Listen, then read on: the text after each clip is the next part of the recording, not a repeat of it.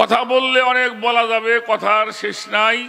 এ পর্যন্ত মাতার কথা যখন পাইনি কে আর পামু বইলে মনে হয় না। আপনি কি তর্ক লাগাই দিছেন কার সাথে? এখন মনে হইতেছে যে 50 বছরের আগের যুদ্ধ শুরু হয়ে যাবে আপনার লোক। কি কথায় আছে না, অস্ত্র জমা দিছি, ট্রেনিং জমা দিই। ওই যে আমাদের মুক্তিযোদ্ধা ভাই বসে আছে, তার কাছে খবরটা হয়ে গেছে। যিনি প্রশ্ন করে, প্রশ্নটাতে হলো সোজা জিনিসটা বেয়া করে থোয়া, তারপরে মানুষরে এটাকে বুঝদান করা। কান খুললে গান করে, চাদর খুলেন, আল্লাহ আকবার। আল্লাহ আকবারের কাম অন কবেন জি ভগবান। আল্লাহ গো,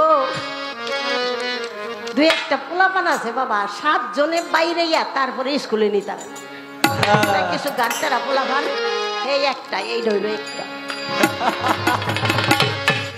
পালা হইল জীবার পরম।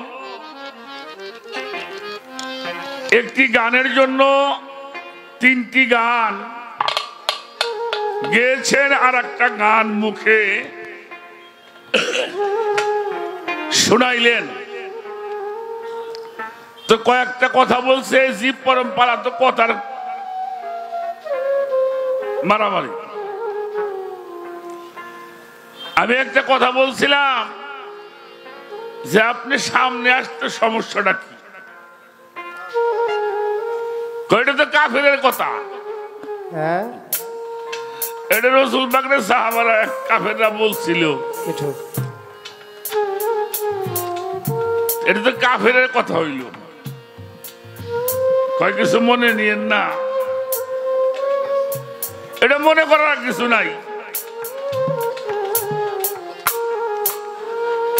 তবে আমি একটা বিষয় আপনাদের বলি, যদি দেখতে চাওয়া কাফেরের কথা হয় তাহলে কোরআন থেকে আয়াতটা আমরা করব কি?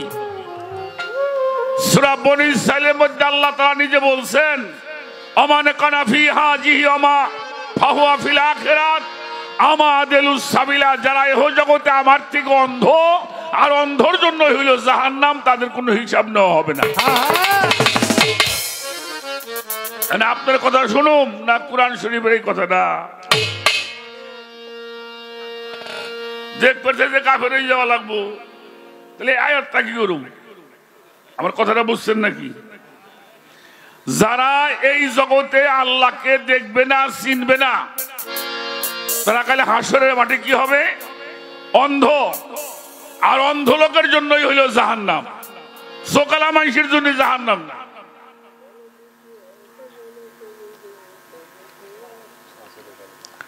এত সমস্যা কে? কিসের এত সমস্যা? আবার আমারে প্রশ্ন করে, আপনি বুকে হাত দিয়ে বলবেন আপনি আল্লাহর দেখছেন কিনা? আমি তো আমার আল্লাহর দেখছি, সবসময় দেখি। সুবহানাল্লাহ, সুবহানাল্লাহ। দেখি নাই মানে? অবশ্যই দেখছি। তাহলে কাফেরের ভয় দেন কেন আপনি? কথা দুই রকম হয়ে গেল না? এ হলো একটা বিষয়। সবাইকে দেখতে হবে, তার ব্যবস্থা আপনি করবেন। আচ্ছা, কাফেরই হইলাম তবু দেখবেন যাই, বেশ তো বেশ বেশ। হ্যাঁ হ্যাঁ, কাফেরই হইলাম তাও সমস্যা নাই, কিন্তু আবার দেখবো তোমারে ব্যাগ মাইসে দেয় দিবে। আর আল্লাহরে যে দেখবো হে তো কাফের থাকবোই না। তাই তো বেটা, সুবহানাল্লাহ। কি এত ভয় ডর না দেখেন কাম নাই কে? আপনি কাফের টাফের যেমন নাই তাই করে সামনে আসেন।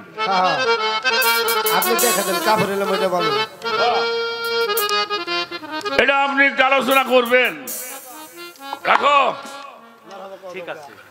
আচ্ছা, আল্লাহ নূর সৃষ্টি করলো, সেই নূরকে জিজ্ঞেস করা হলো আলাস্তু বিরাব্বিকুম। তো নূর আল্লাহরে অস্বীকার করলো,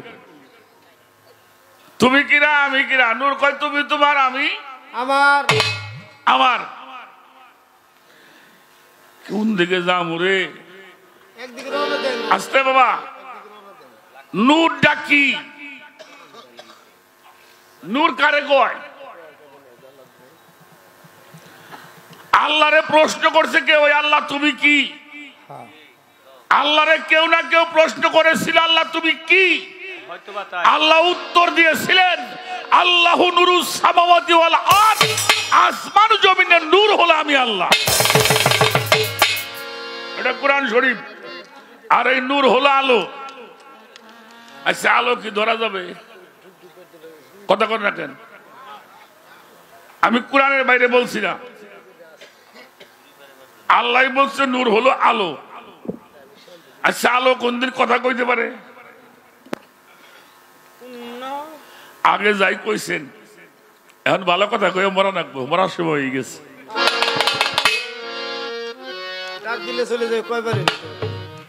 এখন আর আমাকে নাম করার কিছু নাই। যে কয়দিন বাঁচি সত্যি কথা কয়ে মরা লাগবো। আল্লাহ বলতেছে আসমান জমিনের নূর হলো আমি আল্লাহ। আর এই নূরের ব্যাখ্যা করতে সবাই আলো। তা আলো ধরাও যায় না, আলো কোনদিন কথাও কয় না।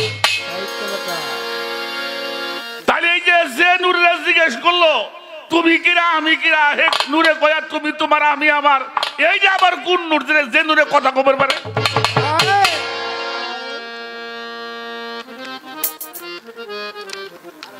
এ জায়গা আমি বুঝি নাই, এটা আমার দয়া করে আপনি বুঝাবেন। কথা সত্য যে নূরে কথা কয় কেমন, আলো কথা কয় কেমনি, আলো ধরা যায় কেমনি? কেউ যদি আগুন চায়, আগুন সরাসরি দেওয়া যাবে? কথা কন না কেন? যাবে? একটা ম্যাচ দেওয়া লাগবো, না এটা খড়ির মাথায় আগুন ধরাই দেওয়া লাগবো নাকি? এই যে নূর যে কথা কইলো, এটা কার পর খারাই কইলো, এটা হইলে পরিচয় দেওয়া লাগবে। হ্যাঁ, এটা আপনি একটু দয়া করে বলবেন। আমি পরমকে কোনোদিন অস্বীকার করি না, আর অস্বীকার করে আমি জীবনে গান বাজনা করি না। আর একটা বিষয় হইল, ফাজ কুরুনি আজ কুরুকুম আজ কুরুলি ওরা তাক ফুরুন, তুমি আমারে স্মরণ করবা, আমিও তোমারে স্মরণ করব। এটা পবিত্র কোরআন শরীফের কথা। ফাজ কুরুনি আজ কুরুকুম আজ কুরুলি ওয়ালা তাকফুরুন, তুমি আমারে ডাক দিবা, আমি তুমি স্মরণ করবা, আমিও তোমারে স্মরণ করব। এবং আরেকটা আয়াতের মধ্যে বলছে তুমি আমাকে ডাক দিবা, আমি সঙ্গে সঙ্গে ডাকের উত্তর দিব। সুবহানাল্লাহ। এই যে আমাকে ডাক নেই আসতে হয়, মাইক লাগাই যখন ডাকি তখন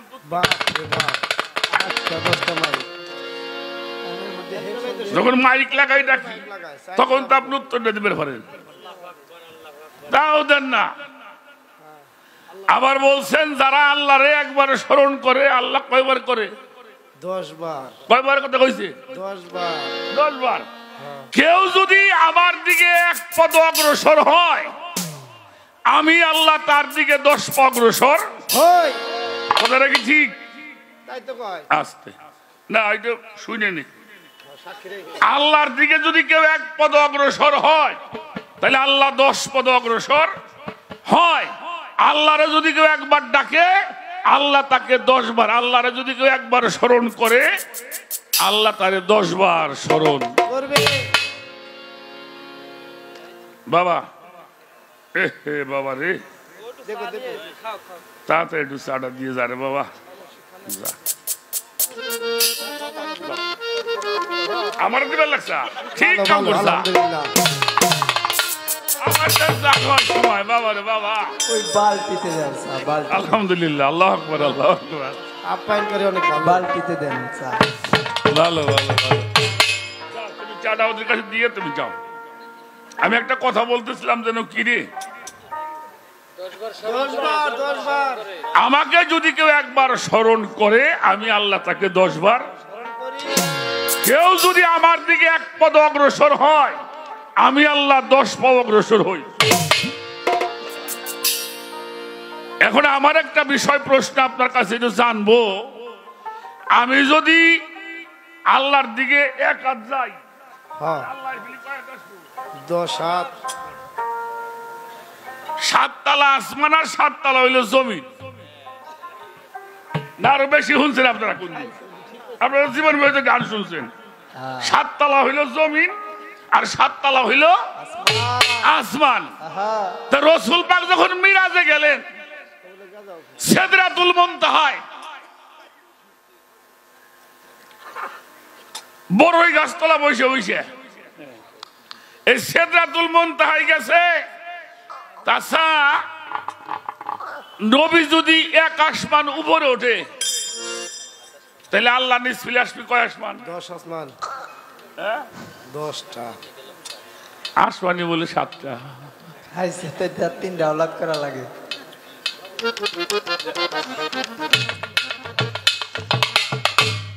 আপনি যে কইলেন আল্লাহর যদি কেউ 1 পা অগ্রসর হয় আল্লাহ তার দিকে 10 পা অগ্রসর হয়, তাই নবী গেল 7ম আসমানে, তাহলে আল্লাহ নিসফিল আসবে 70 আসমান। হ্যাঁ হিসাবে তাই হয়। এটা একটু মিলতাল করাই দিবেন আমাদের।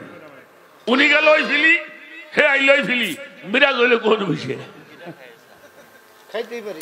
আল্লাহ হ্যাঁ হ্যাঁ। আমি একটা গান করব।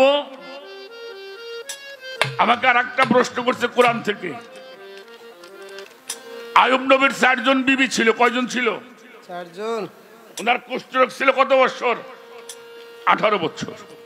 সব বিবি ছেড়ে গেছে, একজন রহিমা সারে না। যায় নাই। তার একটা ঘটনা তো আপনারা জানেন, তার চুল পর্যন্ত কেটে বন্দুক রেখে স্বামীর সেবা করেছে। তার জন্য উনি ওনাকে মারতে চায়। আল্লাহ বলল তুমি যদি মারো আমি কিন্তু বেজার হব। আল্লাহ বলল, আইয়ুব নবী বলছিল আল্লাহ তারপরে আমাকে মারতে হবে। তখন আল্লাহ বলেছিল মারো, কারণ স্বামী যদি কোনো নারীকে স্ত্রীকে কোথাও আঘাত করে সেই আঘাতের জায়গাটা জান্নাতি হবে। সুবহানাল্লাহ। কোন স্বামী যদি তার স্ত্রীকে ধর্মের কারণে তার সত্যর কারণে যদি কোথাও আঘাত করে ওই অঙ্গটা জাহান্নামে যাবে।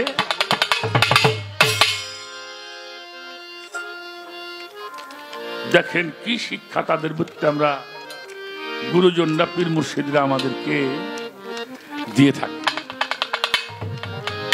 এবার একটি গান করব। বাবারা বিরক্ত হন নাকি আপনারা? আস্তে আচ্ছা, বর্তমানে মানুষ দেখবেন বিভিন্ন জন বাড়ি করতেছে। আগে তো খালি সোনের ঘর ছিল, এই সারা দিল্লির মধ্যে মনে হয় 2-4 বাড়ি টিনের ঘর পাওয়া যাইতো। আর বাবা কি সোনের ঘর। বাংলাদেশের মধ্যে সবচাইতে টিনের ঘর সুন্দর কোন জায়গায় জানেন? হ্যাঁ, মুন্সিগঞ্জ জেলা। মুন্সিগঞ্জের মধ্যে এত সুন্দর টিনের ঘর কেউ, এটা 4-5 তলা বিল্ডিং এ যেটা খরচ হয়, মুন্সিগঞ্জ কিছু ঘর আছে তার চেয়ে বেশি টাকা খরচ হয়। হ্যাঁ কথা সত্য। আমি এক বাড়িতে গান করেছিলাম। উনি বাংলাদেশ দলিল লেখক সমিতির সভাপতি। উনি একটা ঘর করছে 3 তলা। আমি আর শাহ আলম গানে গেছিলাম, তা জিজ্ঞেস করলাম আজকে থেকে প্রায় 30-15-20 বছর আগে জিজ্ঞেস করলাম ভাই কত খরচা করছেন? কইলে ভাই 1.5 কোটি টাকা খরচা হয়েছে। মানে ওই ঘরের পাশ দিয়ে আবার বিল্ডিং উঠেছে, ওইটার মধ্যে ওই যে বাথরুম টাথরুম বানাইছে। ওইখানে আবার ওই যে নাটক ফাটক যারা করে হেরা আবার বাড়ি যে নাটক টাটক করে। তাহলে কেউ যদি ঘর তোলে ওটা মুন্সিগঞ্জের মডেলে ঘর তোলে, কেউ লন্ডনের মডেলে বাড়ি করে, কেউ আমেরিকার মডেলে বাড়ি করে, করে কিনা? অবশ্যই করে। করে তো। আল্লাহ পাক অনেকগুলি জাতি সৃষ্টি করছে, এই জাতি দিয়ে তার মনের বাসনা মনের কথা তার পূরণ হয় নাই। এবার পাগল হইল মানুষ বানাবার জন্য। আমার একটু জানার দরকার যে মানুষ যে পাগলে বানাইলে এই ছবিটা কখন দেখছিলে? এটা কোন জায়গার মডেল? এই মডেলটা কখনো পাইলে তুমি? এটা আগে তো কোনো ছিল না। আর এমন মডেল বানাইলে কারো হাতে কারো মিল নাই। কি বিল্ডিং এর মতো বিল্ডিং আছে, ঘরের মতো ঘর আছে, তাই না? এই যে মডেলটা বানাইলে লাস্টে এই মডেলটা দেখছাও কোন জায়গা যে দেখে পাগল হইলে শুধু পাগল মানে বেবাকটাই হেনে দি দিলে বাজান বুঝছেন নাকি হ্যাঁ আপনি কাপড় টাপড় যখন কই না মারে তারপরে আসলটা জানবো হ্যাঁ একটা গান গাই গানটা করি তারপরে দুই একটা কথা আমার বেশি কথা নাই কারণ আমি জীব আর পরমের পালা এটা জীব পরম পালা হয় না তো জীব পরম পালা হয় পরমের সাথে তুলনা হয় কারো আমি যা জানি তা উনি জানে যে জানি না ওটা উনি জানে কে পালা হয় কেমনি পালা হইলে শরীয়ত মারবো তুই তো একজন একজন ঠেয়াইতাম ওটা পালা কয় এটা তো মানে আমরা যা জানি তা উনি জানে যা জানি তাও জানে শুধু তাই না আপনি আমরা মনে মনে কি কই তা উনি জানে হ্যাঁ কি বাজান তাই জানে না তার সাথে পাল্লা চলে আমরা একটু পালা গান গামু হ্যাঁ এই বিষয়গুলি আপনি আমার একটু দয়া করে জানাবেন সেই গানটাকে করি তারপরে দেখা যাক আমি এবার কোন দিকে যাই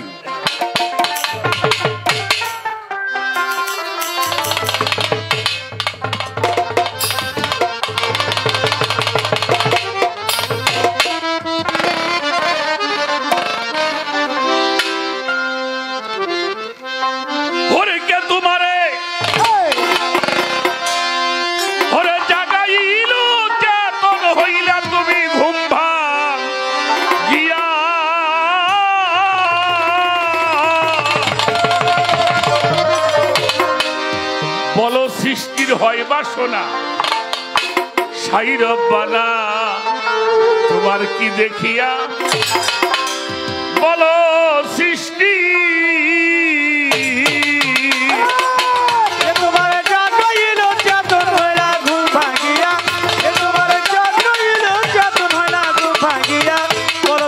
হয় বাসনা সাই রব্বানা কি দেখিয়া বলো সৃষ্টি বলো চিঠি হয় বাসনা চাই রব্বানা কি দেখিয়া বলো চিঠি বানাইলে মানুষের তো এরূপ কোথায় দেখলে কখন না দেখলে বানাইছিলে কেমন করিয়া কেমন করিয়া কেমন করিয়া বানাইলে মানুষের তো এইরূপ কোথায় দেখলে কখন না দেখলে বানাইছিলে কেমন করিয়া দেখলে বানাইছিল কেমন করিয়া বানাইছিল কেমন করিয়া কোথায় কখন দেখেছিলে বানাইলা পাগল হইয়া কোথায় দেখেছিল বানাইলা পাগল হইয়া কখন দেখেছিলে বানাইলা পাগল হইয়া বলো সৃষ্টির হয় বাসনা সাই রব্বানা কি দেখিয়া বলো সৃষ্টি কে তোমার জাগাইল চাতুর হইলা ঘুম ভাগিয়া কে তোমার জাগাইল চাতুর হইলা ঘুম ভাগিয়া বলো সৃষ্টি হয় বাসনা সাই রব্বানা কি দেখিয়া বলো সৃষ্টি বলো সৃষ্টি হয় বাসনা সাই রব্বানা কি দেখিয়া বলো সৃষ্টি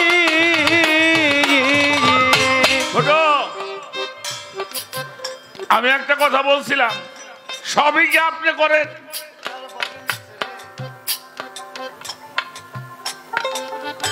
আমি কিন্তু বলি না সবই আল্লাহ করে তাহলে আমরা নির্দোষী হই আল্লাহ দোষী হয় ঠিক না বাবা তাহলে এখানে অন্য একটা শক্তি অবশ্যই কাজ করে বানাইলে মানুষের তন এইরূপ কোথায় দেখলে কখন না দেখলে বানাইছিলে কেমন করিয়া কোথায় কখন দেখেছিলে তাই বানাইলে পাগল হই আল্লাহ কারো মুখে বেকি নাকি বাবাজি আল্লাহ কারো মুখে বেকি জীবন ভরে শুনছেন আল্লাহ কারো জন্ম দেয় নাই কার থেকে জন্ম লয় নাই হে কারো বাবা না তার কেউ বাবা নাই সে কারো মুখে বক্কি না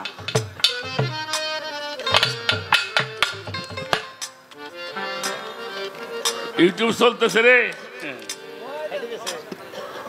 আস্তে আল্লাহ মুখে বক্কি না? আল্লাহ মুখে বক্কি না? অবশ্যই। আল্লাহ মুখে বক্কি। উনি কারো আমাকে মুখে বক্কি উনি না, কিন্তু ওনার একজন বন্ধু আছে তার মুখে বক্কি উনি। কোরআনটা আমার আমি শিক্ষা দেই নাই, শিক্ষা দিয়েছেন নবী মুহাম্মাদুর রাসূলুল্লাহ। তাহলে উনি উনার মুখে বক্কি, ঠিক না? হিকমতটা আমার আমি শিক্ষা দেই নাই, আমার নবী শিক্ষা দিয়েছেন। মানুষ কিভাবে পাপ থেকে মুক্তি পাবে আমি আল্লাহ শিখাই নাই, শিখাইছেন আমার নবী। তাহলে যে শিখাইছে তার কাম যে করে তার মুখে বক্কি উনি না। অবশ্যই। এই বিষয়টা আমাদের ভালো করে গাও, গান গাও।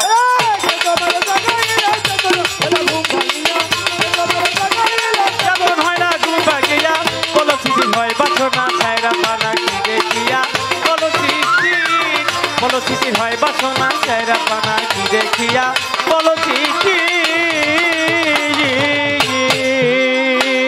নাম ধরেছ সৃষ্টিকর্তা, শুনি নাই কে তোমার মাতা পিতা, কেমনে হইলা সৃষ্টিকর্তা না করিয়া। কেমনে হইলা সৃষ্টিকর্তা না করিয়া, কেমনে হইলা সৃষ্টিকর্তা না করিয়া। নাম ধরেছ সৃষ্টিকর্তা, আবার শুনি নাই কে তোমার মাতা পিতা,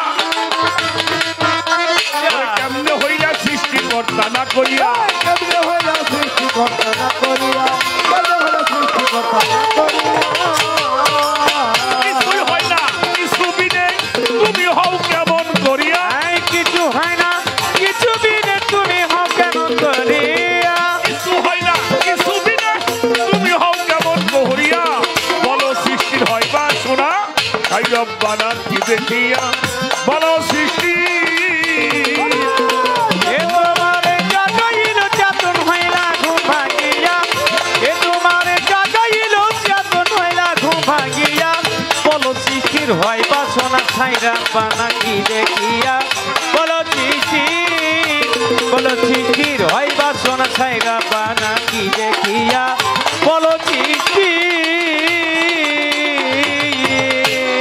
আপনি হলেন পরমের ভূমিকায়, আপনার যা মনে চাই তাই আপনি করি। কিন্তু আমার একটা বিষয় হইল মন চাইলে মাইরে না প্লে মারেন ধরেন যাই কিছু করেন আমাকে জিনিসটা দিয়ে দেয়। নাম ধরেছ সৃষ্টিকর্তা, আবার শুনি নাইকে তোমার মাতা পিতা, বলো কেমনে হইলা সৃষ্টিকর্তা না করিয়া। কিছু হয় না কিছু বিনে তুমি হও কেমন করিয়া। কি কর এই বিষয়গুলি আমাকে একটু জানা বোঝার দরকার আছে। লাস্টে গিয়ে বলে তুমি যাহার দরুদ করো, তুমি তাহার কেমনে বড়, তার নূরেতে পয়দা হইল এই দুনিয়া।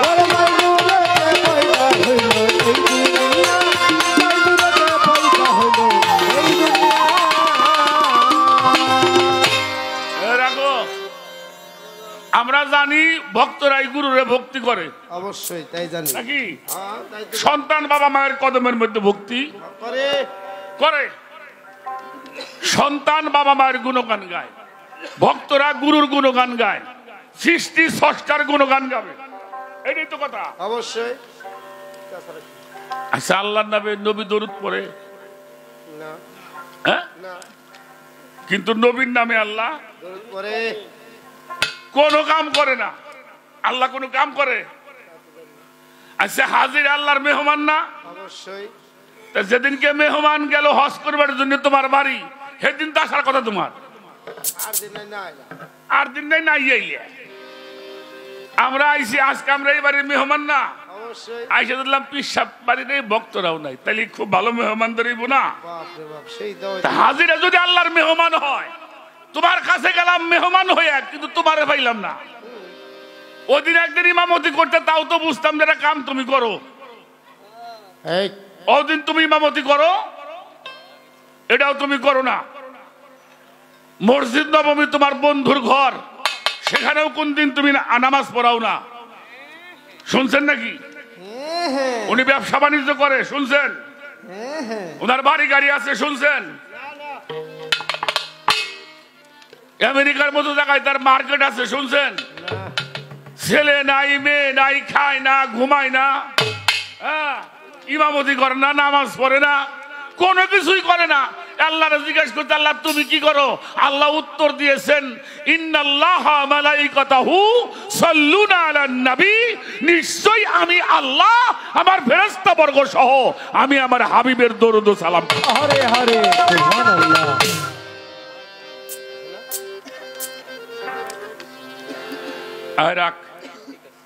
ইব্রাহিম ঠিক। এরপরে শুধু হাবিব নয়, তার বংশের উপরেও আমাকে অর্ডার দিছে উনি, আমিও করি তোমরাও এইটা করবা।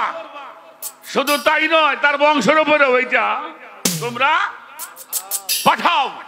কথাটা মনে রাখবেন। এই জন্য বলা হয়েছে, তুমি যাহার দরুদ পড়ো তুমি তাহার কেমনে বড়, যার নূরেতে পয়দা হয়েছে এই দুনিয়া। আল্লাহর নূরে তো নবী, আর নবীর নূরে হইলে 18,000 মাখলুকাত। আচ্ছা বাবা, আল্লাহ যার দরুদ পড়ে, আমি কুরআন শরীফে কোথাও দেখি নাই আল্লাহ কয় নাই যে তোমরা আমারে ভালোবাসো। কি বলছে? কুলিন কুনতুম তুহিব্বুনাল্লাহি ফাত্তাবিউনি ইউহিব্বুকুমুল্লাহ ওয়া লা ইয়াগফিরু লাকুম যুনুবাকুম আল্লাহু গফুরুর রহিম। হে রাসূল, আপনি বলে দিন ওরা আমার ইবাদত করবে, আমাকে ভয় করবে, আর কেউ যদি আমাকে পাইতে চায় তারা যেন আপনারে বেশি করে মহব্বত করে। কেউ যদি আপনার মহব্বত করে, আমি আল্লাহ তার সাথে ওয়াদা করলাম আমি তার সমস্ত জীবনের গুনাহগুলি আমি মাফ করে দেব। সুবহানাল্লাহ। আপনি খালি করবেন আমরা আপনার ভজন করুন না আপনার বন্ধুর ভজন করুন, কোনটা কি এটা বাইঙ্গে নেওয়া নাকি? ও ভালো করে বিষয়টা আমাকে বুঝাবে।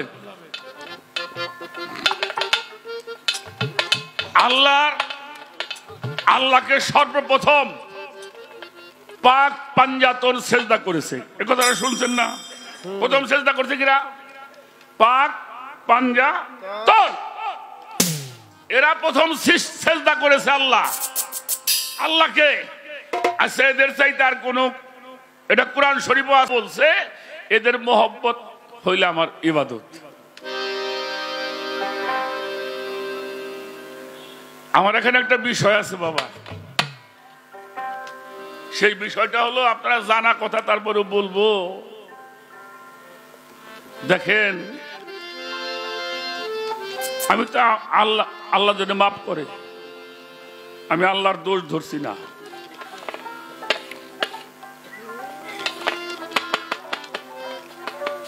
নবীজি সেজদায় পড়ে আছে, এটা এখন দেখাও যায়, ইন্টারনেটে দেখাও যায়। এগুলি একটা আবিষ্কার করছে হুজুর পাক সেজদায় পড়ছে, মওলা হুসাইন আপর বাইরে গেছে, দাঁড়াইতেও পারে আবার পড়েও বেশিরভাগ পড়ে যায়। তো নবীজি সেজদায় পড়ে আছে, হুসাইন যে তার পিঠের উপরে বসছে। উনি 71 বার তাসবিহ করেছেন। হুসাইন নামে না, নবী সেজদাও তোলে। উনি তুলতে চায়, আল্লাহ কইল বন্ধু খবরদার সেজদা উঠাইও না, আমার খুব ভালো লাগতেছে। সুবহানাল্লাহ, সুবহানাল্লাহ।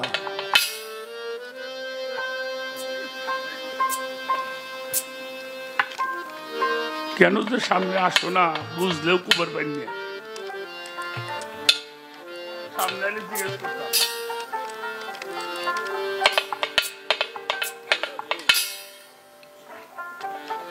মওলা হুসাইন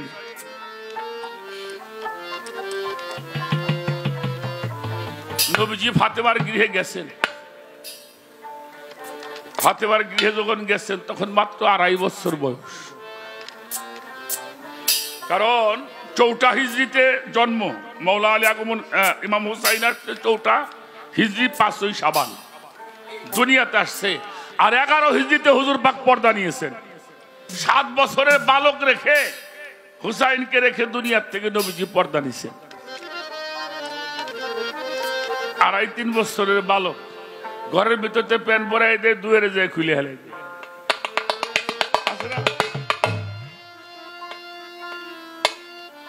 বাবা বাজান কথা করো না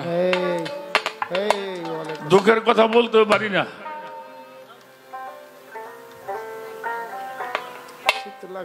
তো নবীজি বসছে তো বসার পরে এই উরুর উপরে যায় হুসাইন বসছে নানার কোলের পার আর ইমাম হাসান বসছে এই পাশে নানার মুখের মধ্যে হাত দিয়ে গলা ধরে নবীজির আদর করতেছে করে না দাদা নাতি নানা নাতি করে না এগুলো মুখের মধ্যে চুমা খায় নবী মুখের মধ্যে চুমা খায় হুসাইন মুখের মধ্যে চুমা খায় তা কইছে না না তোমার সাথে আজকে আমার একটা গুরুত্বপূর্ণ কথা আছে একে বলা মানে গয় এদিকে বলা পাই না কথা নবীজি কয় কি গুরুত্বপূর্ণ কথা বলবে ভাই বলো বলে তোমার একটা প্রশ্ন করি নবীজি কয় করো কইলে তোমার বাপের নাম কি নবীজি শক্ত হয়ে গেছে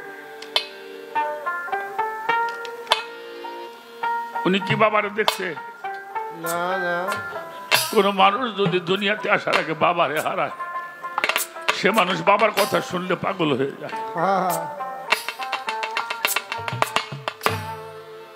নবীজি কথা বলে না চোখ বেয়ে পানি পড়ে নানু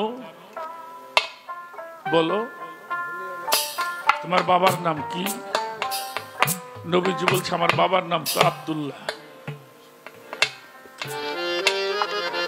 তোমার বাবার তো তুমি দেখো না তোমার বাবারে কয়জন মানুষ চেনে কও তুমি আমার বাবাকে চেনো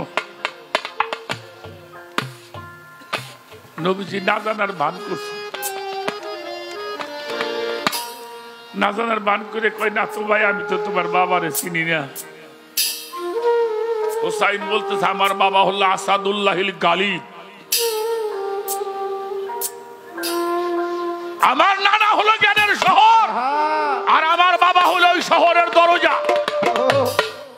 আমার বাবার নাম শেরে খোদা আমার নানাও তার মৌলা আমার বাবাও তার মৌলা সুবহানাল্লাহ এই বলে 3 বছরের বলাবানের কথা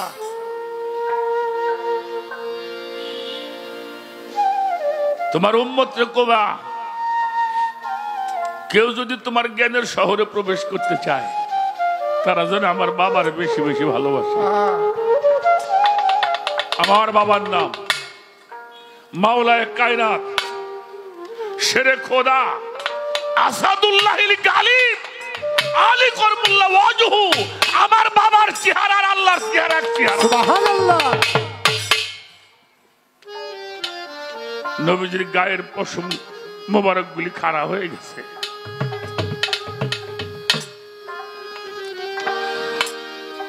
জিজ্ঞেস করছে নানা তোমার মার নাম কি নবীজি বলছে যে আমার মার নাম তো আমিনা তোমার মারে কয়জন মানুষই মা কয়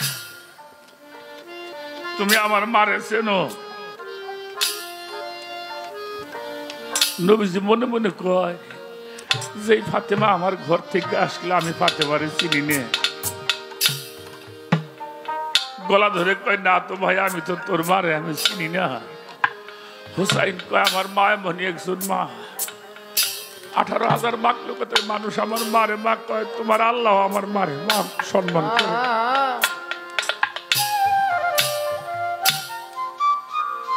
আমার বাবা রুকু অবস্থায় জাকাত দিয়ে দিছে জান্নাত আল্লাহ মাক্কাস আল্লাহ বেঁচে ফেলাইছে আর ওই জান্নাতের চাবিটা আমার মার কাছে আল্লাহ দিছে তোমার উম্মতকে কইও যদি কেউ জান্নাতে যাইতে চায় তারা যেন আমার মারে বেশি করে ভালোবাসে নবীজি হুসাইনকে বুকের মধ্যে জড়াই ধরে দেহের মধ্যে এমন কোন জায়গা নাই হুসাইনকে নবীর পবিত্র জবান মোবারক মুখ দ্বারা চুম্বন করে নাই। পরিশেষে নানার গলা ধরে বলছে, নানা, ও নানা, তোমার নানার নাম কি বলো তো? আরে নবীজি বলে, আমার নানার নাম তো আব্দুল ওহাব জোহরী। ওরে তুমি ভুলিও না, ও দরদি হৃদয়ে রেখো শরৎ, তুমি ভুলিও না, ও দয়ালের জান হৃদয়ে রেখো শরৎ।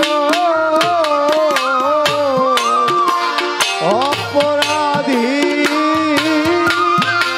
হইলে পরে আমি তো আপন। ওরে জানো না,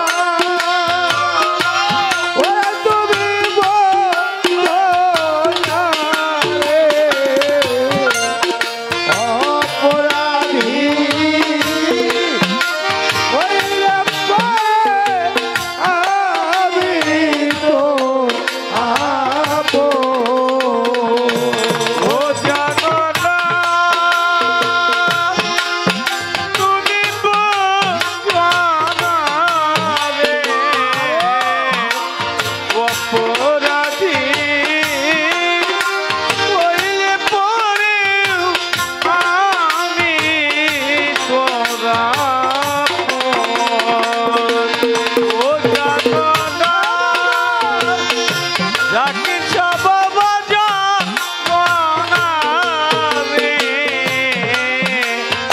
অপরাধী হইলে পরে আমি তো আপন। জাতিসা বাবা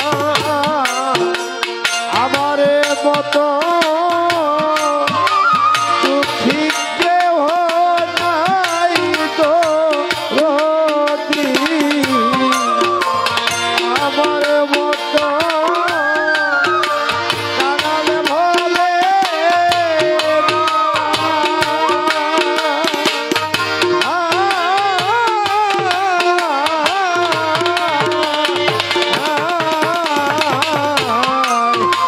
বন্ধুরে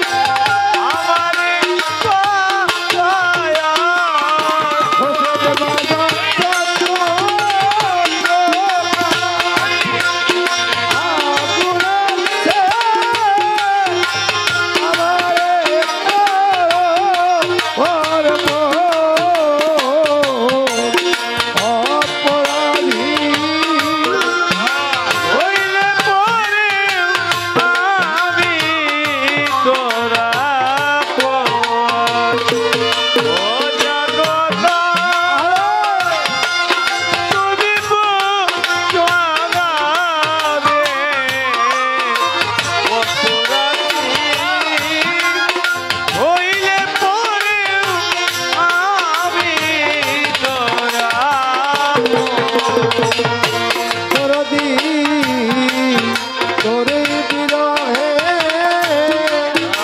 পুরা হইলাম সাই রে দয়া তোরা গুনে পুরা হইলাম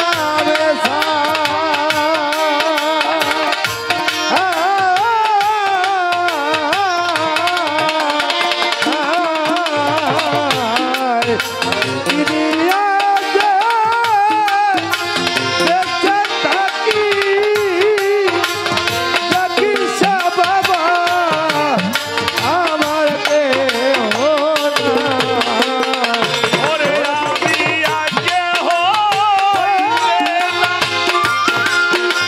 ইয়া লইলাম এই আমার ভাগ্যের লিখন আমি আজকে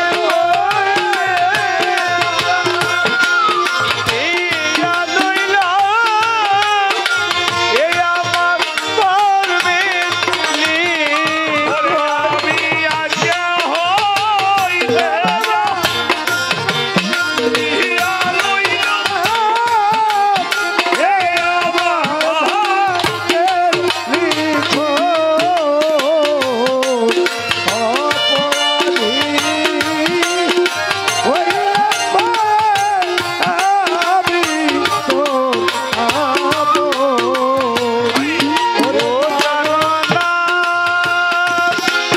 তুমি জানো না রে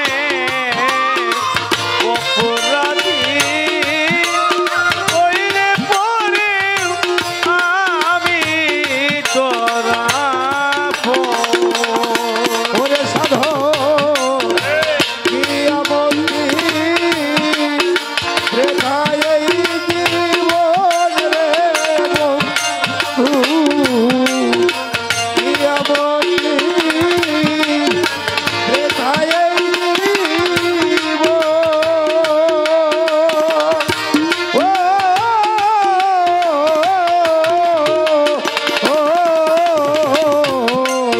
আর সে তুমি এত নিঠুর বন্ধু হইলে কি কারো ওরে সাধ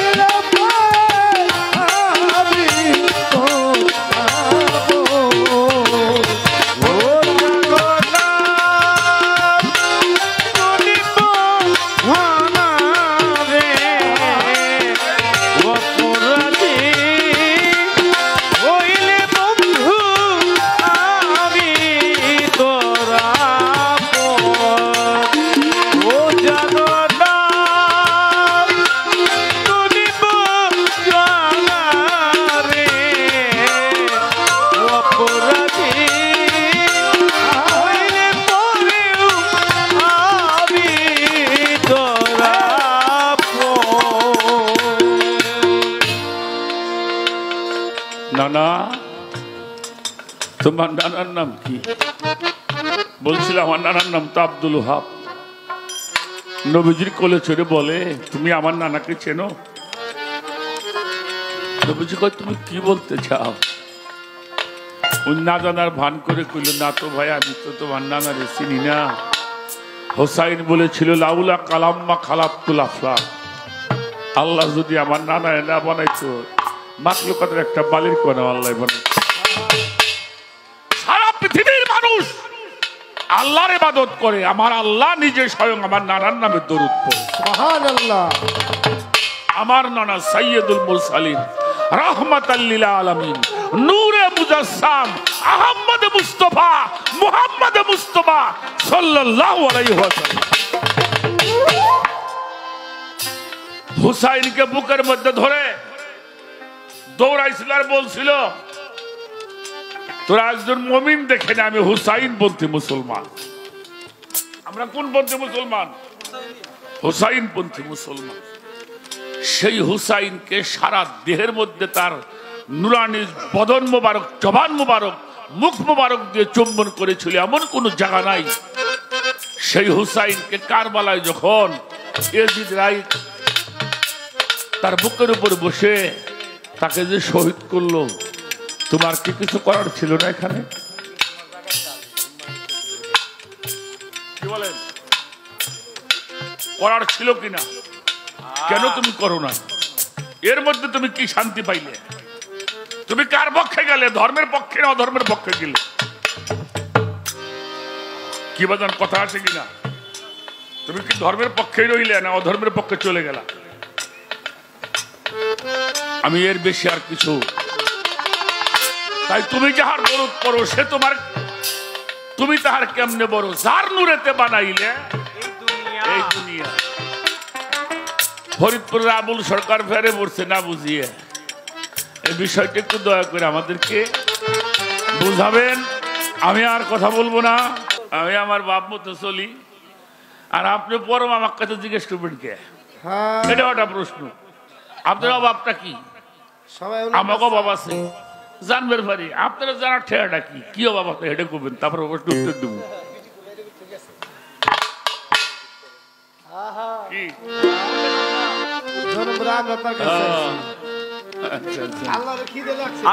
খালি ভালো ভালো কইও না, কিছু দিও।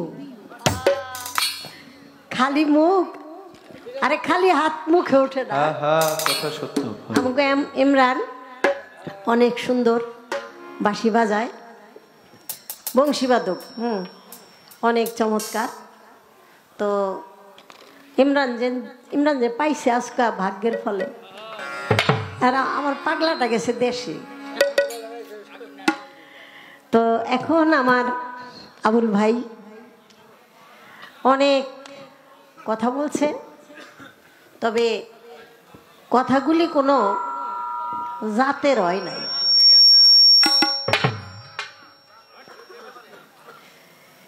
জীব পরমের পালা আমিও করি বাবা, জীবের পালা আমিও পাই করি, কিন্তু জীবের পালা নিয়া এরকম কুতর্কে যাই না। এই যে পাক পাঞ্জাতনের সম্মান গুণগান গাইলেই আল্লাহর কাছে ইবাদত বন্দেগী কবুল হয়, এর চেয়ে বড় প্রেমের কথা আর কিছু হয় না।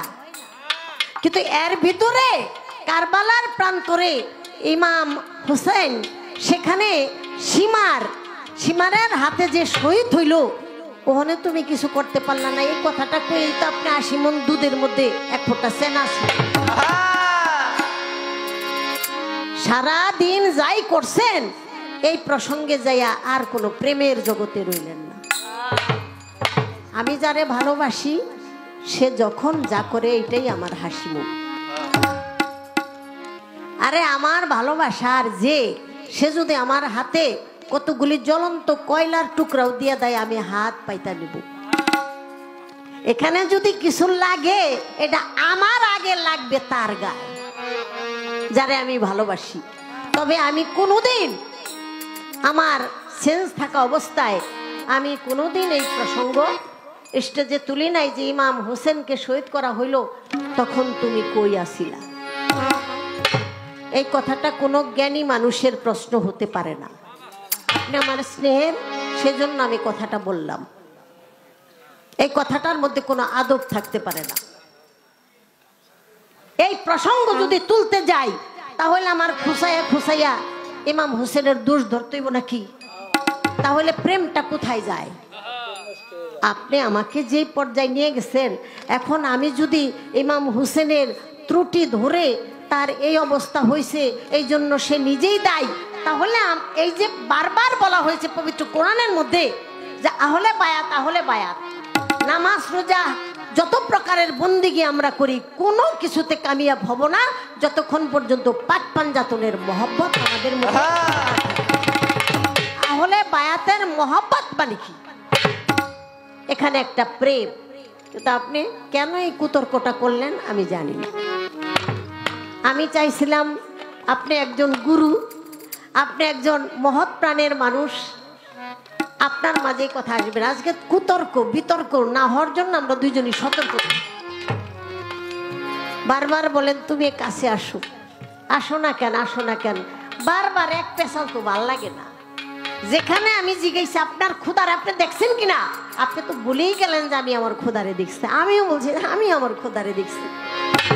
তাহলে তো এখানে মীমাংসা হয়েই যায়। এখন খুদা কার কাছে যাবে? অপাত্রে। অপাত্রে তো কখনো খোদার রূপ দেখতে পাবে না যারা বিশ্বাসী করে। যাই হোক, আপনি কথাগুলি অনেক সরাই ভরাই ফেলাইছেন, ধারাবাহিকতা এবং সুশৃঙ্খল অবস্থায় নাই আপনি। যেহেতু আমি যে কি কথা বলবো আমার ভিতরটা একটা অনুরাগ চলে আসছে, এই জন্য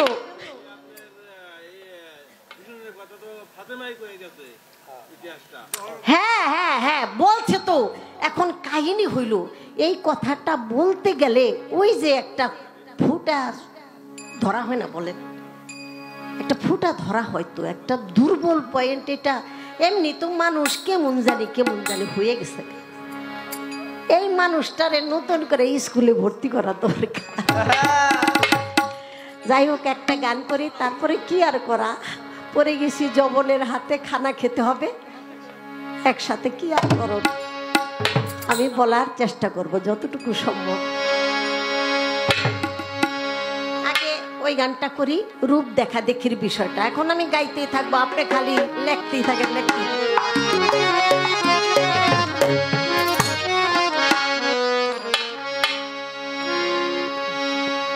নিত্য ধামে যেতে যদি যেতে করো বাসনা,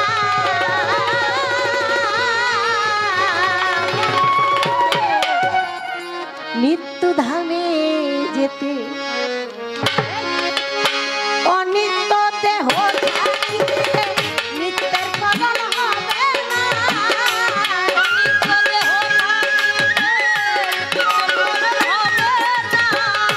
অনিত্য দেহ থাকিতে নিত্যের করণ হবে না। নিত্য ধামে যেতে যদি যেতে করো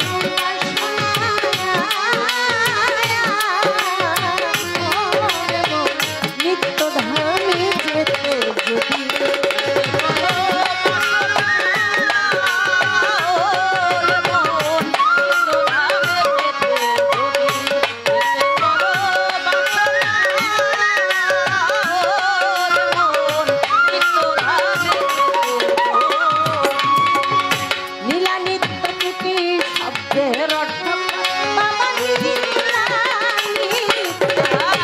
দুটি শব্দের অর্থ নিত্য ধাম হয় পরম অংশ, অনিত্য জীব হবে ধ্বংস। নিত্য ধাম হয় পরম অংশ, অনিত্য জীব হবে ধ্বংস। মর্ম জেনে তার সারাংশ লেখে ধরবে।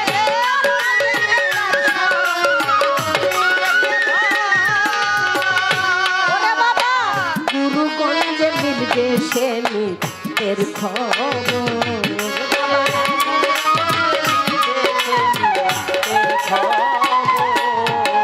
মহাকালার মায়া জাল কেটে চল মহাজঞ্জাল।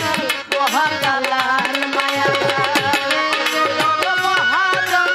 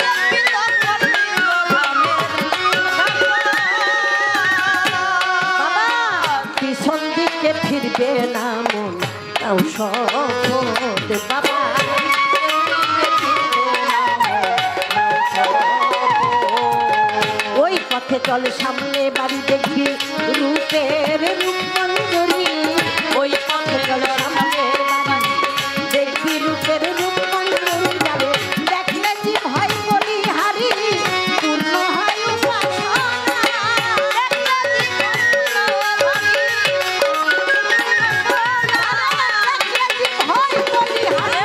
পূর্ণ হয় উপাসনা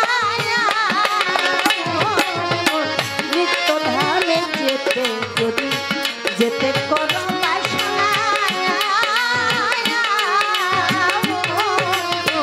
নিত্য ধামে যেতে যদি যেতে করো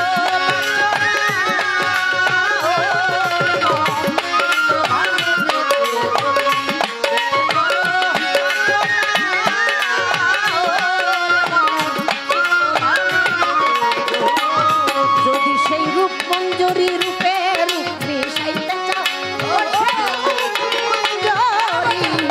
রূপে রূপ মিশাইতে ওরে অনুরাগ সাহসের বলে স্থান পাবে কমলে দুগ্ধ জলে মিশে গেলে আর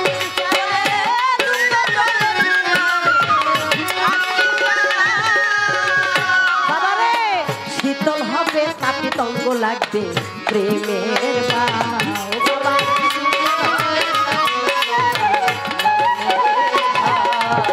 নিরানন্দ যাবে চলে আনন্দময় ভ্রমণ্ডলে নিরানন্দ যাবে চলে আনন্দময় ভূমণ্ডলে আনন্দময় ভূমণ্ডলে রাজ্যবে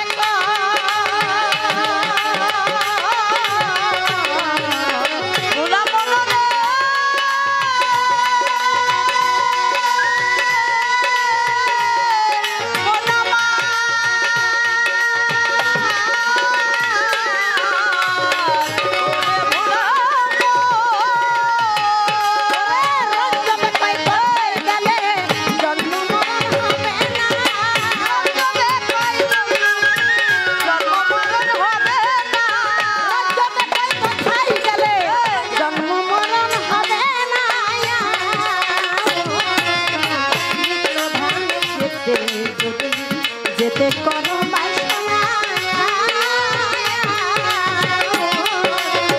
নিত্য ধামে যেতে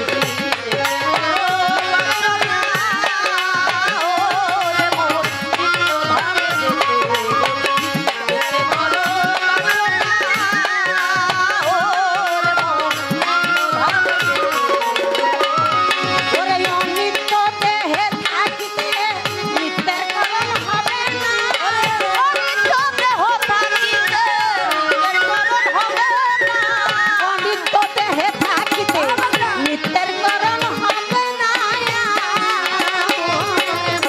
নিত্য ধামে যেতে যদি যেতে করো বাসনা নিত্য ধামে যেতে যদি যেতে করো বাসনা নিত্য ধামে যেতে যদি যেতে করো বাসনা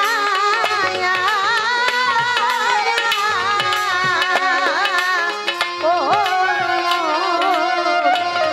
নিত্য ধামে যেতে যেতে যদি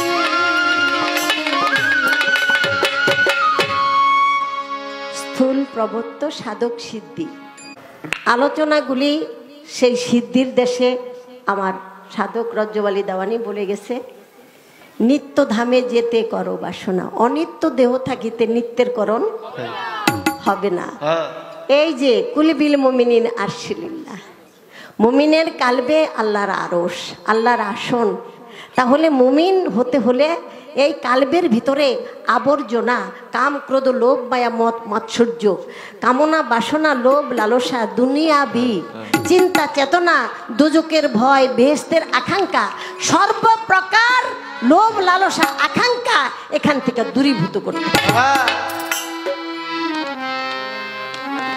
আপনি বাজারে গেছেন দুধ কেনার জন্য যে ঘটিতে আপনি দুধ নেবেন সে ঘটিটা যদি পানি ভর্তি থাকে তাহলে সেটার মধ্যে তো আর দুধ নেওয়া যাবে না তাহলে আগে আপনার ঘটি থেকে পানি মুক্ত করতে হবে। পানি মুক্ত করলে খালি হবে, খালি যখন হবে সেখানে আপনি দুধ দেবেন। এটা দুনিয়ার একটা দৃষ্টান্ত। অতএব যেখানে নাকি পরম বসবে আপনি মুখে শুধু ডাকাডাকি করেন, আর যেখানে আসন, যেখানে পরম বন্দির আসন, সেখানে যদি আপনি পশু দিয়া শয়তান দিয়া পরিপূর্ণ করে রেখেছেন, সেখানে তো বন্ধু আসবে না, বসবে না। তাই বন্ধুকে বসাইতে হলে আপনার এই কাল্প থেকে, অন্তর থেকে সর্বপ্রকার পশু এবং ইবলিশ, ইবলিশের নাম হইল মরা শয়তান।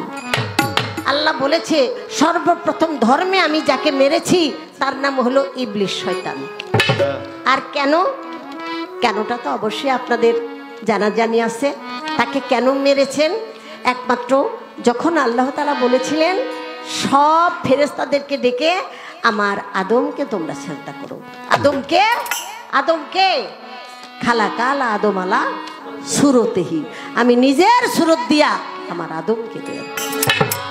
আদম আমার প্রতিনিধি, আদম আমার স্থলাভিষিক্ত, আদমের মাঝে দেওয়া হয়েছে আমার মোহাম্মদী বুরখা। মোহাম্মদী সেই সত্তা দিয়া আদমকে তৈয়ার করা হয়েছে। আর এই আদমের সুরতটাই হলো আল্লাহর সুরত। আর আদমকে, আদমের নাম হলো গুরু। কি বাবা? হ্যাঁ, জি জি জি জি।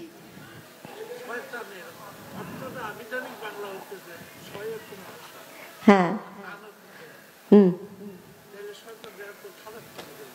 না না না না, শয়তান তো বাহিরের জগতের শয়তান না, আমার ভিতরে একটা অবাধ্য চরিত্র। মানুষের ভিতরের মধ্যে একটা অবাধ্য চরিত্র, অবাধ্য যে নাকি কখনো নমনীয় স্বভাব না, উগ্র মেজাজি, সেই স্বভাবটাকেই শয়তান বলা হয়েছে। আর ওখান থেকে লানত প্রাপ্ত, যেটা নাকি আমরা যেই কোরআনটা, কিতাবটা যেটা প্রকাশ্য পাঠ করি, তার মধ্যে এইভাবেই শয়তানের একটা রূপক অর্থে চলে আসছে, তাই না? হ্যাঁ হ্যাঁ, ওইটা দাঁড়ায়। এই জন্য তো আল্লাহ রসুল বলেছে যে প্রত্যেকটা মানুষের মধ্যে একটা করে শয়তান আছে, বলছেন না দয়াল নবী? হ্যাঁ, দয়াল নবী বলেছেন। তোর এক ব্যক্তি বললেন, ইয়া রাসূলুল্লাহ আপনার মধ্যেও কি আছে? তখন দয়াল নবী বললেন যে আমার যে শয়তানটা ছিল সেটাকে আমি মুসলমান বানায় ফেলাইছি। তাহলে মুসলমান বানাইয়া ফেললে আর কোনো সমস্যা নাই। কথা কিন্তু এটাই, আমার মধ্যে যে 16টা রিপু আছে, কাম, ক্রোধ, লোভ, মায়া, মদ, মাৎসর্য, এগুলির যদি আমি তাড়িয়ে দেই তাহলে আমি যুদ্ধ করব কার সাথে? প্রতিদ্বন্দ্বী যদি না থাকে তাহলে যুদ্ধটা হবে কার সাথে? এই জন্য মনুষ্যত্বকে প্রতিষ্ঠিত করার জন্য 6টা রিপু দেহরাজ্যের মধ্যে প্রয়োজন। কি করতে হবে? আপনার জিহাদে আকবার, আপনার প্রবৃত্তির জিহাদ করে আপনার সেই 6টা রিপুকে আপনার অধীনস্থ করবে। আপনি যেন কখনো পশুর অধীনে না যান।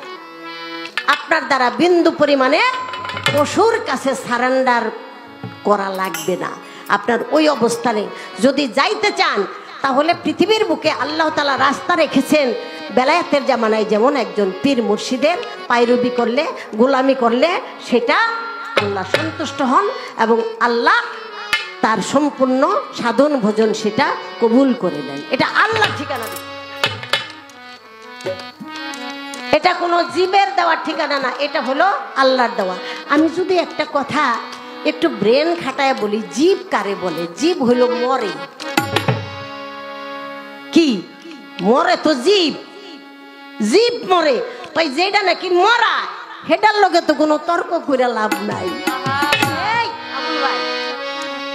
আপনি যে বলে গেলেন যে আল্লাহ বলেছে আমি কারো মুখাপেক্ষী নই, বলছে না সূরা ইখলাস, কুল হুয়াল্লাহু আহাদ আল্লাহুস সামাদ লাম ইয়ালিদ ওয়া লাম ইউলাদ ওয়া লাম ইয়াকুল লাহু কুফুয়ান আহাদ। আল্লাহ কারো মুখাপেক্ষী নয়। আপনি আবার বলে গেলেন যদি আল্লাহ মুখাপেক্ষী না হয় তাহলে আল্লাহ রাসূলের দিকে চেয়ে থাকে কেন? কেন রাসূলের দরুদ পড়ে? রাসূলকে কি আপনি জীব মনে করছেন? এর মতো বুকামি আর বেয়াকুবি কথা পৃথিবীর বুকে হতে পারে না। যে জীব সে মারা যায়, আর যে নাকি অমর জীবন্ত সেই খোদা। আপনি যেই তর্কে চলে আসছেন এখানে আমার রসুলকে আপনি একজন সাধারণ পর্যায়ের একটা জীবের পর্যায়ে নিয়ে গেছেন। কেন? এটা কিভাবে সম্ভব? আল্লাহ যাকে সৃষ্টি না করলে কুল মাকলুকাত কিছুই সৃষ্টি করতেন না।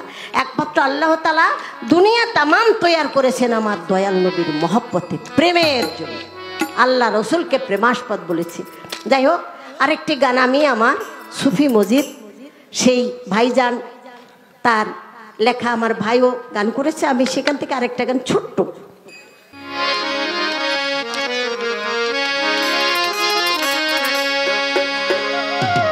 আপনি বললেন যে দয়াল নবী কখনো আল্লাহর দরুদ পড়ে না। এতক্ষণ কি কইলাম? লা ইলাহা ইল্লাল্লাহ, লা ইলাহা ইল্লাল্লাহ, এটা পাঠ করেছেন দয়াল নবী আমার, আল্লাহ পাঠ করেছেন মুহাম্মাদুর রাসূলুল্লাহ। এটা কি আপনি কানে শুনেন নাই না? গানটা আগে করি, তারপরে আস্তে আস্তে ধরি। আপনি অন্যদিকে নিয়ে গেছেন মোড়টা। বর্জ্যকে তুই পাবি খোদা, রূপেতে রূপ হয় মিলন। বর্জ্যকে তুই পাবি খোদা, রূপেতে রূপ হয় মিলন। বর্জ্যকে তুই পাবি খোদা,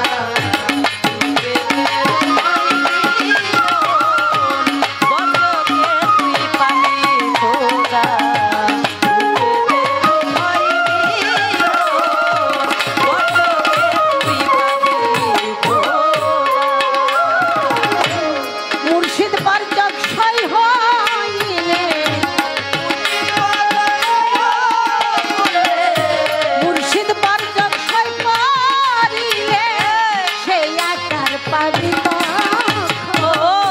বর্জ্যকে তুই পাবি খোদা, রূপেতে রূপ হয় মিলন। বর্জ্যকে তুই পাবি খোদা, রূপেতে রূপ হয় মিলন। বর্জ্যকে তুই পাবি খোদা।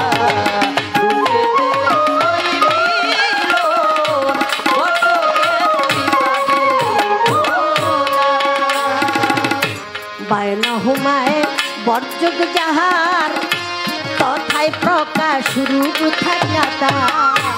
পাইল হুমায় বর্জক যাহার, তথায় প্রকাশ রূপ থাকিলে তার। ভজন সাধন লাগত নায়া, ভজন সাধন লাগত নায়া, ভজন সাধন থাকত আমার গুপ্ত বর্জক সেই বর্জকে তুই পাবি খোদা, রূপেতে রূপ হয় মিলন। বর্জকে তুই পাবি খোদা,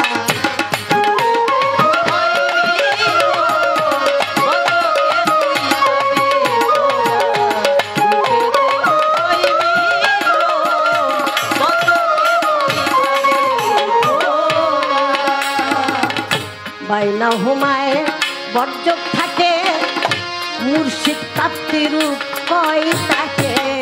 বাইনা হুমায় বর্জক থাকে, মুর্শিদ প্রাপ্তি রূপ কয় তাকে। বলে সাধন মুর্শিদ বর্জকে, বলে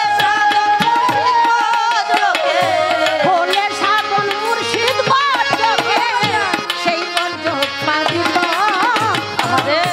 বর্জকে তুই পাবি খোদা, রূপেতে রূপ হয় মিলন।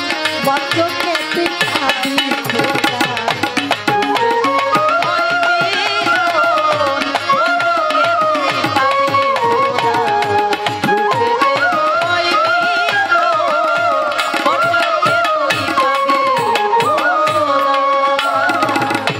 খাজা মিনাজুদ্দিন বিনে মসজিদ কি আর সব জানে খাজা।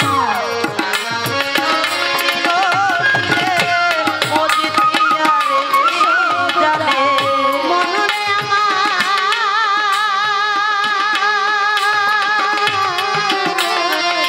ভুলাম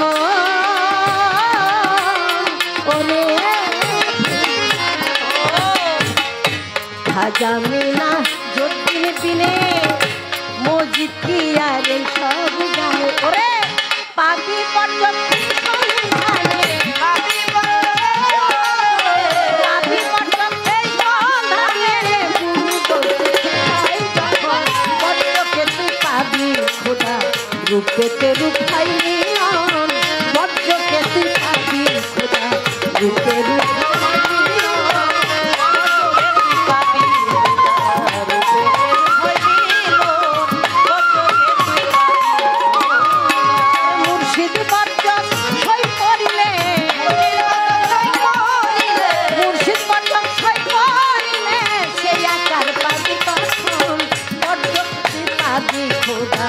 রূপেতে রূপাই মিলন বর্জকে তুই পাবি খোদা রূপে রূপাই মিলন বর্জকে তুই পাবি খোদা রূপেতে রূপাই মিলন বর্জকে তুই পাবি খোদা।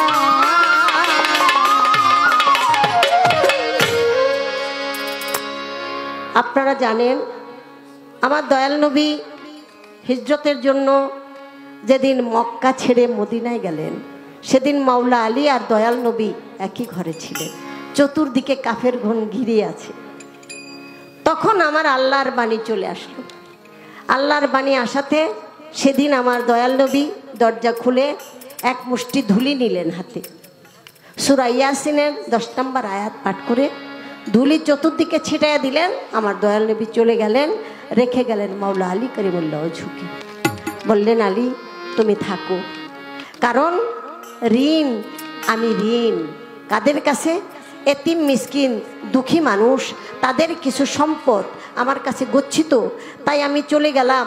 তুমি তাদের সম্পদ বুঝাইয়া দিয়া 3 দিন পরে তোমার আমার সাথে মিলন ঘটবে, দেখা হবে, সাক্ষাৎ হবে। তাই আমার মাওলা আলী সেদিন বললেন যে ইয়া রাসূলুল্লাহ, আমি আশ্বস্ত হলাম, আমার বিশ্বাস এই 3 দিনের মধ্যে মালিকুল মউত আমাকে স্পর্শ করতে পারবে না, কারণ আপনি ওয়াদা করেছেন 3 দিন পরে আপনার সাথে আমার সাক্ষাৎ হবে। তো আপনারা জানেন যে দয়াল নবী বেরোয় গেলেন, হাতে সেই ধুলি ছুঁড়ে দিলেন, আর কালামের মধ্যে ইহাই আসছে। আমার আল্লাহ বললেন, হে আমার দোস্ত, হে আমার মোহাম্মদ, সেদিন যে ধুলা ছুঁড়ে দিয়েছিলেন ওই হাত আপনার ছিল না, আমারই ছিল। ওই ধুলা আপনি ছুঁড়ে দেন নাই, আমি নিজেই ছুঁড়ে দিয়েছি। তাহলে এখানে আল্লাহ এবং রসুল দুইয়ের মাঝে কেউ যদি জীব আর পরম, এখানে যদি দয়াল নবীকে সাধারণ মানুষের পর্যায়ে নিয়ে আসে তাহলে তার পরিচয়টা কি থাকে?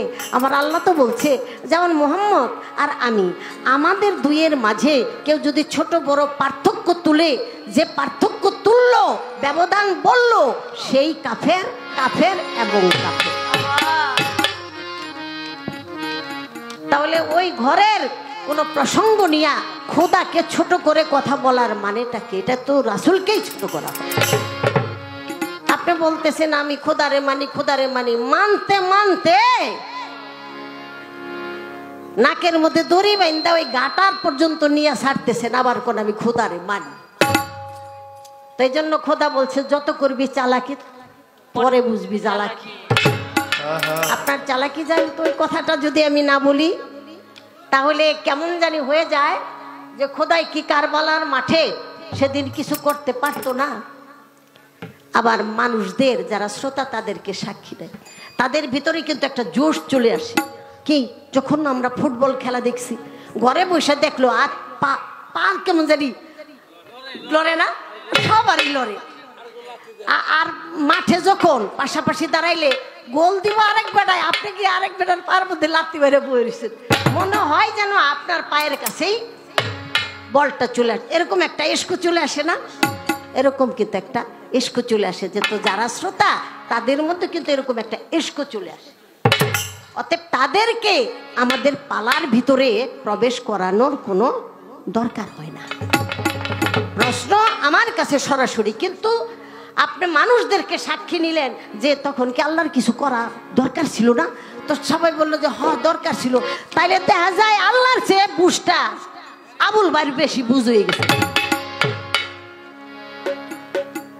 আরে এই দিন নাইলো নাতি খাবলা খাবলা ছাতু খাতি। এখন মানুষ অনেক ঊর্ধ্ব জ্ঞানের জ্ঞানী হয়ে গেছে। আপনি যেই জায়গায় মুসর দিতেছেন ওই জায়গায় দেওয়ার মধ্যে আপনার আমল নামায় কোনো দয়া মায়া রহমত আসার কোনো লাইন নেই। যাই দয়া ছিল এইটুকু আজকে কিছুটা বঞ্চিত হবে বলে আমার মনে হইতেছে। খোদা সম্পর্কে যদি আপনি কিছুটা ভ্রান্ত মানুষকে বোঝানোর চেষ্টা করেন। যাই হোক, অন্য অন্য বছর গান হয়েছে কিন্তু এত জটিলতা শুরু হয় না। আমার আবুল ভাই আজকে কি আমারে মার দিয়ে এই বড় বয় তৈতে চায় নাকি?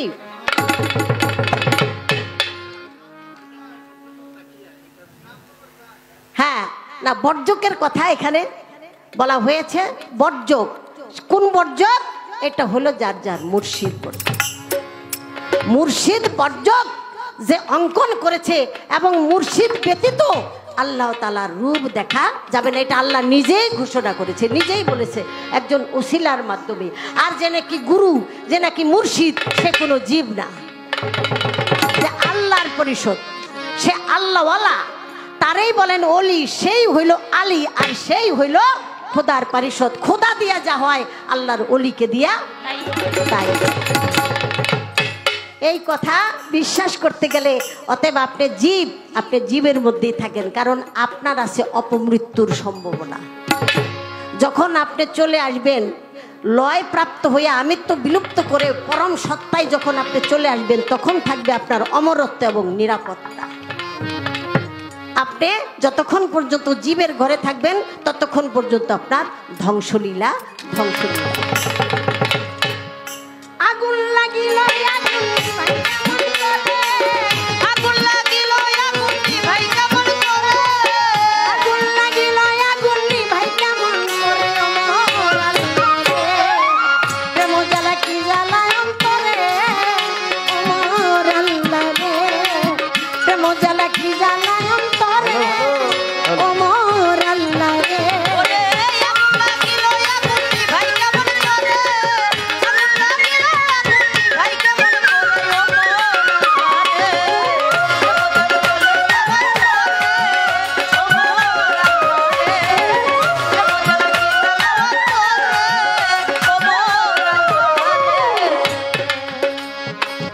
আল্লাহর দুস্থ দয়াল নবী একটু শুনেন দিয়া মন, দুস্থের গুণ কাহিনী গুণগান গাবে নিরঞ্জন। আমার দয়াল নবীর নামের গুণ আল্লাহ নিজে গায়, এইখানেতে বলা কোয়া আপনার কি বা হয়? আপনি বলবেন, আপনি যে জীব, আপনার নামের গুণগান গায় কিনা? গুণগান গায় আল্লাহর দোস্তে, আল্লাহর নবী। অতএব আপনি যেখানে প্রশ্ন রেখেছেন আমি সেখানে একটু না গেলে আমার মনে হয় চলবে না। ওই যে কারবালার প্রান্তরে কি আমরা যারা কয়েকজনে এই মর্মটা বুঝেছি, এই বুঝেই আমাদের কাজ হবে না, কারণ ওইটা তারা কি কয় আল্লাহ জানে। ভুল বুঝবেন না, ভুল বুঝবেন না ওরে গুণের ভাই, না বলিলে আজকে বুঝি ছাড়া ছাড়ি নাই। ওরে একদিনেতে হযরত আলী করিলেন কি কাম, আমি সেই কথাটা বলার জন্য সবাই দাঁড়াই। হাতে একটা আয়না নিয়া মুখ দেখিতেছিল, মুখ দেখিয়া হযরত আলী হাসিয়াই উঠিল। যখন নাকি হাসি দিল, ওই যে আলী মুর্তজায় ইমাম হাসান হুসেন দাঁড়ানো ছিল ওই দরজায়, ডাক দিয়া কয় আব্বা যান, বলেন গো ভাঙ্গিয়া, হঠাৎ করে হাসি দিলেন কি দেখি? আমার আলী বলে শোনো শোনো দুই ইমাম ভাই, এত সুন্দর রূপ বুঝি এই জগতে নাই। বেটা রে, আমি আয়নায় নিজের সুরত নিজে দেখে আমি মুগ্ধ হয়ে গেছি। আমার মনে হয় এত সুন্দর রূপ আর পৃথিবীতে দুসরা কারো নাই। তাই শুনিয়া ইমাম হাসান হুসেন বলে আব্বা জান, এই কথাটা কিভাবে বললেন? বলেন বর্তমান হয়তো আমার আম্মার সুরত কবু দেখেন নাই। এই আব্বা, আমার জননী মা ফাতেমা, আপনার যে রূপ, আমার মায়ের কনিষ্ঠ আঙ্গুলের রূপ যদি দেখতেন তাহলে মনে হয় আপনি বুঝতে পারতেন যে আপনার রূপ আমার আম্মার রূপের কাছে কিছু। কথা শুনা আশ্চর্য হয়ে গেল, কিরে আমার ঘরে বসবাস করে আমার স্ত্রী, আমার বিবি, হ্যাঁ আমার সহধর্মিনী আর আমার ইচ্ছে গোপন রূপ দেখাই নাই, তার এমন একটা রূপ আছে, একটু মেজাজ নিয়া চলে গেছে। যাইয়া বলে জহুরা আমি তোমারে দেই কইয়া, তোমার কাছে গোপন একটা রূপ আছে, রাখছো তুমি কার লাগিয়া। আমি তোমার স্বামী, আমি সবই দেখতে পারি, তোমার নাকি গোপন একটা রূপ আছে, বলো তাড়াতাড়ি কার জন্য সেই রূপটা রেখেছো গোপনে। আমার মাথাতে মা কষ্ট পাইল গো এই কথা, চোখের পানি ছাইরা দিয়া বলে আল্লাহ কাদির গুণী, আমার রূপের গোপন রহস্য বলেছে যে জনি, যে জন আমার রূপের কথা করেছে প্রকাশ, তার যেন এই দুনিয়ায় হয় রে সর্বনাশ। জহরে কহরে যেন তাদের মৃত্যু হয়, আর মনে মনে মা ফাতেমা এই কথাটাই। দেখেন কি বাহানা, কি খেলা, কি খেলা, কি বাহানা। একটা কথা কই, আমার আল্লাহ কিন্তু মায়েরে খুব গুরুত্ব দিছে। আমার আল্লাহ মাকে খুব গুরুত্ব দিছে, ওদিক দিয়া আল্লাহ আর এদিক দিয়া মায়।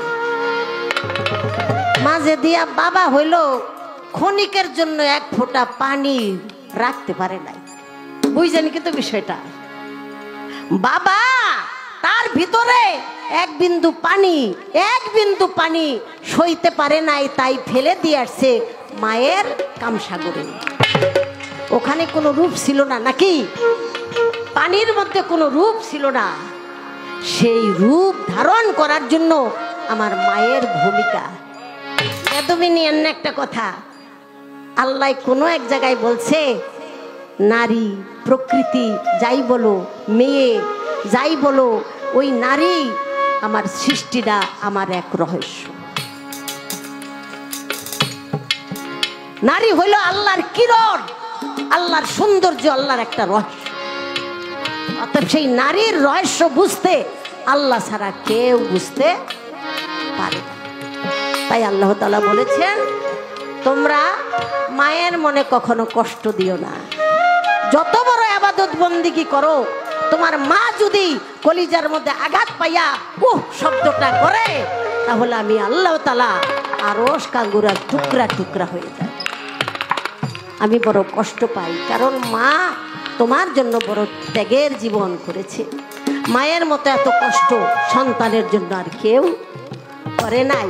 আর সেই মা যদি শব্দ বলে, যদি বলে আল্লাহ এমন সন্তান পেটে নিলাম, ও আমারে কষ্ট দিল, আবার আল্লাহ বলে কোনো ইবাদত নাই যা দিয়া তুমি আমারে খুশি করতে পারো। দেখেন এই কথাগুলি আমার কেন বলা লাগতেছে আজকে। আমার মা ফাতেমাই যখন নাকি মারিল চিৎকার, সাথে সাথে লিপিবদ্ধ করলো পরোয়ার। আমার মা ফাতেমাই যখন নাকি ঘরে চলে গেল, মাত্র কনিষ্ঠ আঙ্গুলের এক ঝলক রূপ দেখাইয়াছে। আরে আলী গেল বেহুশ হইয়া, আলী গেল বেহুশ হইয়া, কনিষ্ঠ আঙ্গুলের রূপ দেখিয়া আলী গেল বেহুশ হইয়া।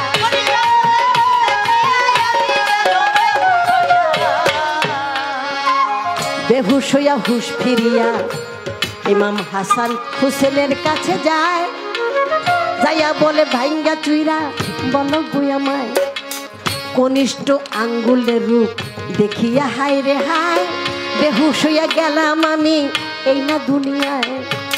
কোন জায়গাতে গেলে পুরা রূপটা দেখা যায়। হাসান হুসান বলিতেছে বৈশা ডাইনে বাই, ডাক দিয়া কয় আব্বাই আপনি শুনেন দিয়া মন, গভীর রাত অনেক গভীর হয় গো যখন, অনেক গভীর রাতে আসে আমার নানা জান, আস্তে আস্তে ডাকে উঠে আমার আম্মা জান। আস্তে আস্তে ডাকি দিয়া আম্মা জানকে জাগায়, মায় আর নানায় নামাজ পড়তে যায়। ওখানেতে গেলে মায়ের সুরত দেখা যাবে। এই কথাটা শুইনা শুনিল নীরবে। মাওলাই আলী ঘুমের ভান করে নিল ভাই। ঠিকই গভীর রাত্রে আসলো নবী মুস্তফা। আয়সা বলে মাগো মা, ও গো মা, আর ঘুমায়ো না, ওরে এত ঘুম পারিলে আমার উম্মত বাঁচবে না। চলো দুইজন তাড়াতাড়ি নামাজ পড়তে যাব। নামাজ পড়তে যাইয়া উম্মতের গুনাহ মাফ করে নিব। মা ফাতেমায় আস্তে আস্তে পিছে পিছে যায়। হযরত আলী ধীরে ধীরে গাছের তলায়, গাছের আড়াল হইয়া হইয়া পিছন দিকে চলে। এমন জায়গায় চলে গেল দুইজনে মিলে। হঠাৎ করে জঙ্গলাতে মসজিদ একটা দেখে। বাপ আর ঝি সেই মসজিদে গেল তখন ঢুকে গেল দুইজন মিলে সবারে জানায়। এমন সময় মাওলাই আলী সাইয়া দেখে ভাই মসজিদ চতুর্দিকে দরজা কিন্তু নাই। ওরে দরজা ছাড়া কেমন কইরা ভিতরে, মসজিদ আছে কিন্তু দরজা নাই। তাহলে দরজা নাই, আমি ভিতরেতে কিভাবে ঢুকবো আর কিভাবে দেখবো যে বাবা আর মেয়ে তারা দুইজন মিলে কি? তাই শেরে আলী শেরে খোদা সেদিন এই দুই আঙ্গুল দিয়া দিছিল একটা ধাক্কা। ধাক্কা দেওয়ার সাথে সাথে দুইটা ছিদ্র হয়ে যায়। আর দুই ছিদ্র দিয়া, দুই চোখ দিয়া যখন নাকি দেখলো যে আমার মা ফাতেমা যখন সেজদায় পড়ে গেছে, সেজদায় পড়ার সাথে সাথে তার সম্পূর্ণ জোড়ায় জোড়ায় জায়গায় জায়গায় লাফালাফি, মসজিদের ঘর ভইরা গোস্তের টুকরা লাফালাফি করতেছে। তখন মাওলা আলী চিৎকার দিল, জহুরা তুমি বুঝি মারাই গেলা, তোমার সাথে বুঝি আমার আর দেখা হবে না। যখন চিৎকার দিয়েছে তখন আবার জোড়া লেগে গেছে। তাদের যেই ধ্যান ইবাদত সেটার মধ্যে একটু বিঘ্ন ঘটে গেছে। কথাই বলে না যে রাখিলে গোপন থাকিবে আপন, করিলে প্রকাশ হয়ে যাবে সর্বনাশ। এমন একটা প্রেম আছে, সেই প্রেম আমি তুমি এখানে আর নাই, আমি আর তুমি এখানে আর নাই, আমি তুমি তুমি। আশেক মাশেকের যে গোপন প্রেম, এটা এই দুই পাশে যে কেরাবিন কাতিবিন থাকে তারাও নাকি খবর জানে না। তাহলে এমন একটা গোপন প্রেম, যখন নাকি চারিদিকে খুঁজিতে লাগিল, কোথা হতে এই শব্দ ভাসিয়া আসিল।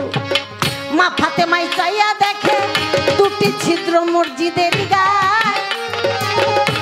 ওরে তাই দেখিয়া মা ফাতেমা বলে হায় রে হায়, এত গোপন নামাজ না জানি কে দেখিল।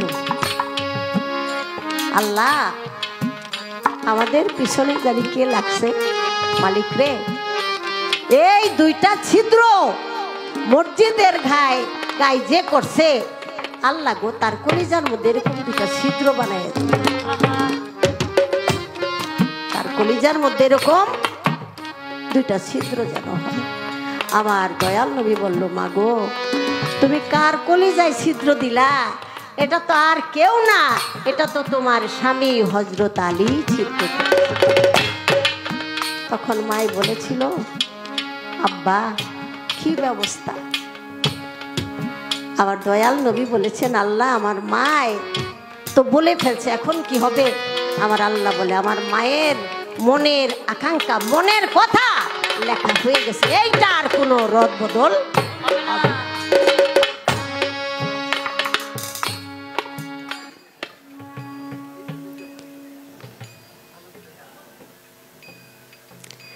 পাক পাঞ্জাতর সবটাই দেহি আছে, ফুটা এখনো হইতাছে। এই দেহটা ফানা ফানা করলে এই দেহ ছাড়া তো আর কোনো কিছু নাই। এখানেই তো 18,000 মাকলুকাত, সব খুঁজলেই পাওয়া যায়। আগে তো বুঝি নাই, এখন একটু একটু বুঝি আবার খুঁজি। বাইরে যেই মীমাংসা পাই না, এখানে একটু ঢুকলেই সেটা প্রকাশ হয়ে যায় দর্শন। হাসি। তাই আমার আল্লাহ বলল, দোস্ত গো,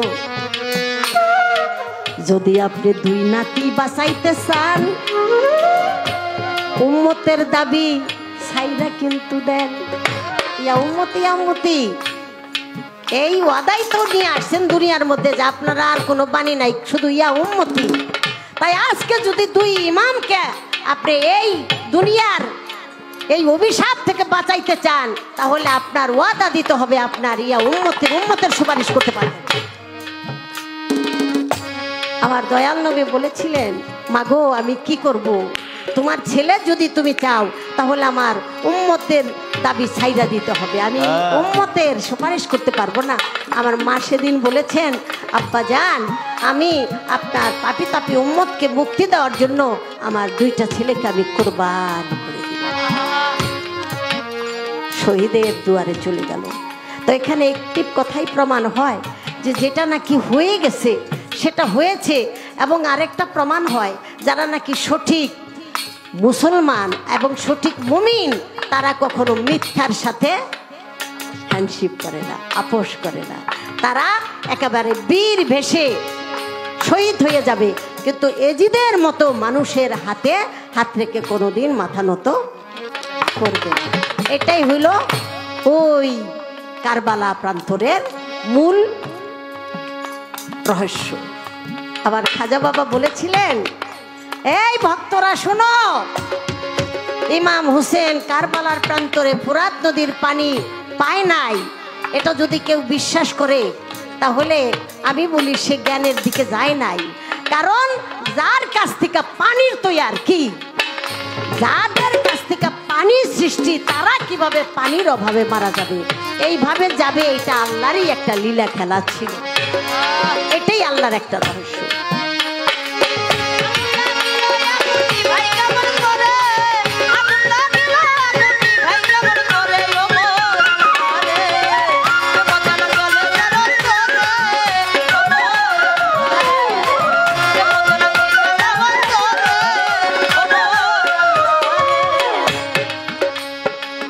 আশা করি বলে দিলাম, ইহার বেশি নয়, ইহার বেশি বলার আমার দরকার পড়ে না। বলে দিলাম এই পর্যন্ত, শুনুন দিয়া মন, জ্ঞানী গুণী যত জনা বলিলাম বর্ণন। এইবার আমি ছোট্ট একটা কথা জিজ্ঞাসা করি, আমারে এক বোঝা মাথায় চাপাইয়া আবার কইতাছে আপনি আমারে জিগাইবেন কেন, আপনি তো জানেনি আমি কি জানি না। দেখছেন চিন্তা কইরা, যখন নাকি ঝগড়া বাঁধায় তখন খোদার আর অস্তিত্ব রাখে না, আর খোদাই যখন উল্টায় খাড়ায় কই ওইভাবে চাইলে তো ধরাই। এটা চলবে না। আমি আপনার কাছে 2টা কথা জিজ্ঞাসা করব, মানে 2টা কথা আমি নতুন পাইছি, বিশ্বাস করেন, কিন্তু জিগানের কোনো মানুষ পাইতাছে। একটা কথা হইল, এই আপনি কিন্তু বলছেন যে নূরে কি কথা কইতে পারে, আলোতে কি কথা কইতে পারে, পারবে না কেন বলে নাই? ওই যে মুসা নবী বলছিল, আল্লাহ আপনি একটু রূপ দেখান, তখন একটা গাছের মধ্যে একটা নূরের ঝলক এসে বলছিল, তুমি আমার দিকে তাকাও। কি আমার দিকে? তুমি এই দিকে তুমি তাকাও। ওই আলো থেকে, ওই জ্যোতি থেকে, ওই রূপ থেকে কথা বলছে। প্রত্যেকটা প্রাণীর ভাষা আল্লাহ বুঝে এবং তাদের সাথে আল্লাহ কথা বলে। আমি আপনার কাছে জানতে চাই যে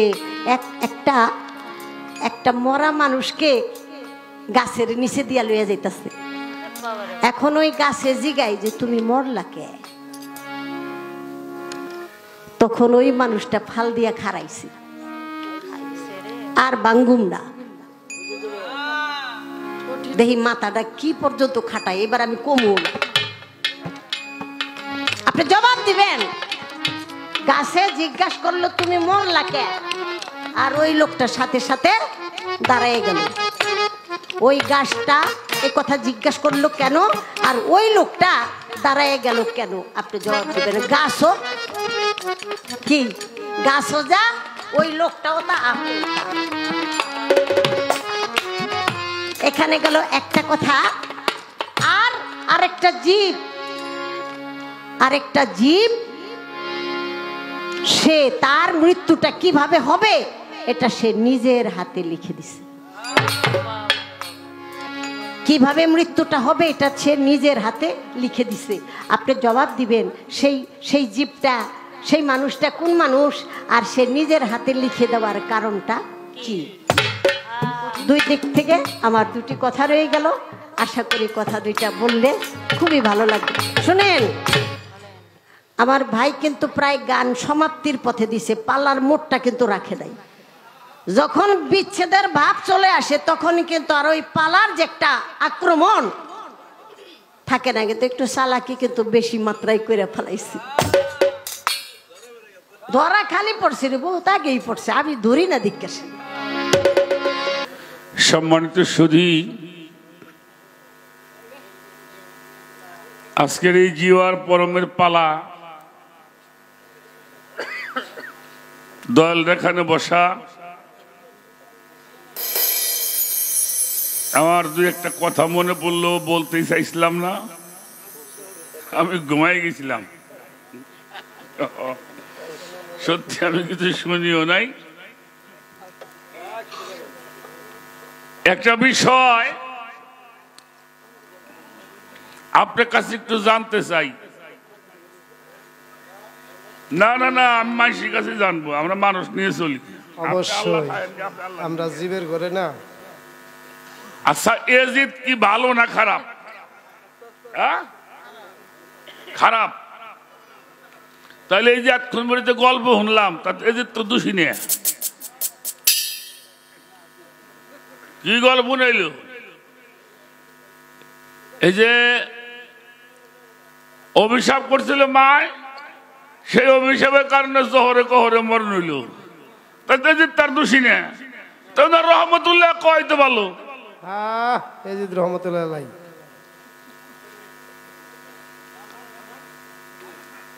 এই সমস্ত গল্প এজিদকে নির্দোষী করার জন্য এই সমস্ত বানোয়াট গল্প চালানো হয়েছে। এটাও আজ আমাকে মধ্যে প্রচার আছে।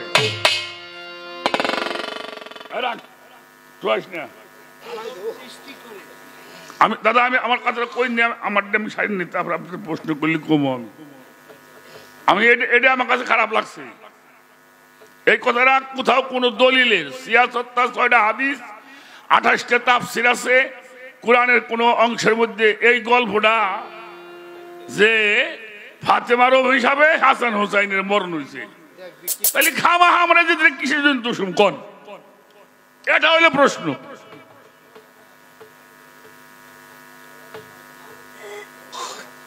কেন যদি দুষ্প কেন? তাহলে যদি ভালো কয় ভালো। আমার একটা বিষয়, আমি কিন্তু আল্লাহর এমন কিছু বলি নাই। আমি বলছিলাম যে এই ঘটনার মধ্যে আল্লাহ তো কিছু করতে পারত, তার তো কিছু করণীয় ছিল। এর মধ্যে করণীয়টা কি সেটা বলতে ক্লিয়ার বাইরে যায়। তাই তো আল্লাহর দোষে দাম, আল্লাহর একেবারে আমি চাইনি কে ওই যে আগের মতো যেমনি করে গন্ধম টন্দম নিয়ে গান বাজনা হইতো, আমি সামান্যর ভিতরে থাকছি। এখানে একটা বিষয় কি,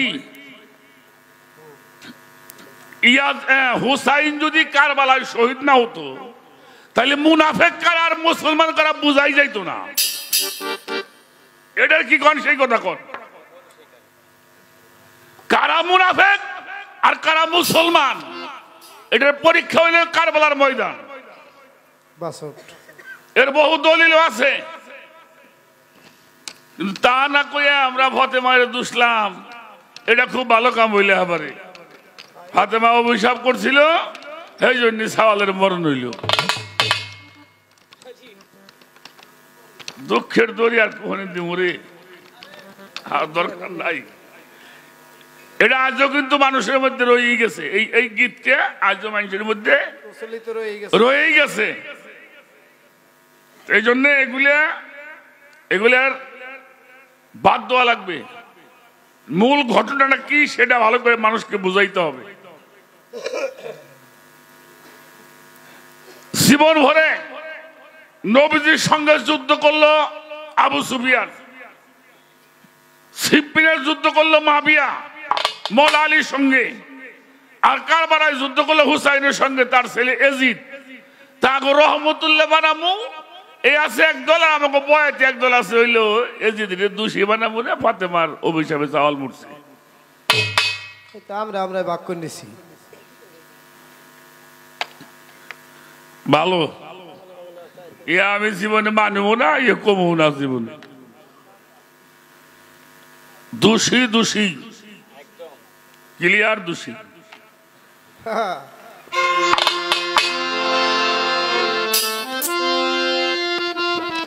তবে একটা কথা ভালো, সেটা হলো শয়তান মানুষের মধ্যে একটি খারাপ চরিত্রের নাম হইল শয়তান।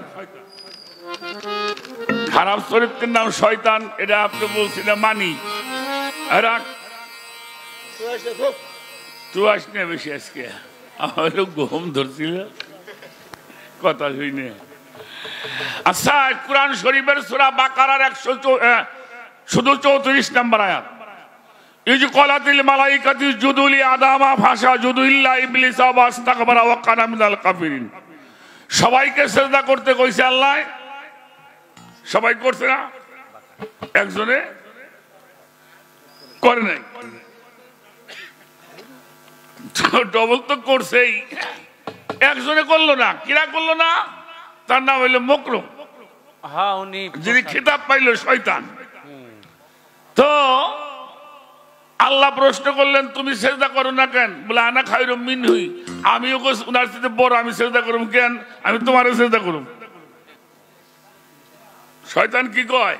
আমি তোমারে সেজদা করবো। আল্লাহ কইলে আমি না জুদুলি আদামা, আদমকে সেজদা করো। তাহলে শয়তান একটা পক্ষ আছে,